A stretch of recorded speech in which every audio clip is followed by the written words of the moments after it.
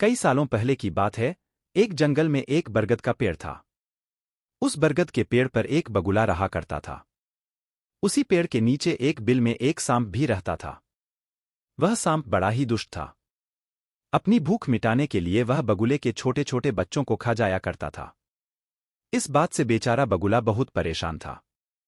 एक दिन की बात है, सांप की हरकतों से परेशान होकर बगुला नदी के किनारे जाकर बैठ गया।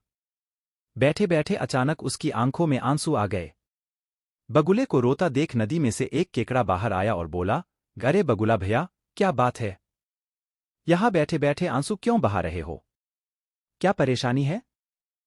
केकड़े की बात सुनकर बगुला बोला, क्या बताऊं केकड़े भाई, मैं तो उस सांप से परेशान हो गया हूं। वह बार बार मेरे बच्चों को खा जाता है। घोंसला चाहे जितना भी ऊपर बनाऊं, वह ऊपर चढ़ ही जाता है। अब तो उसके कारण दाना पानी लेने के लिए घर से कहीं जाना भी मुश्किल हो गया है। तुम ही कोई उपाय बताओ। बगुले की बात सुनकर केकड़े ने सोचा कि बगुला भी तो अपना पेट भरने के लिए उसके परिवार वालों और दोस्तों को खा जाता है।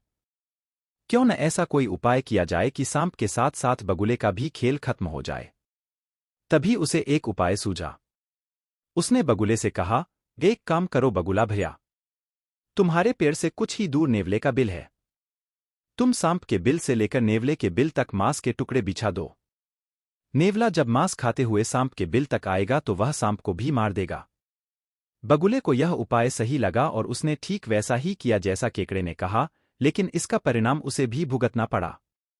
मांस के टुकड़े खाते खाते जब नेवला पेड़ के पास आया तो उसने सांप के साथ बगुले को भी अपना शिकार बना लिया। कहानी से सीख। दोस्तों, इस कहानी से हमें यह सीख मिलती है कि किसी की भी बात पर आंख बंद करके विश्वास नहीं करना चाहिए। साथ ही उसके परिणाम और दुष्परिणाम के बारे में भी सोच लेना चाहिए।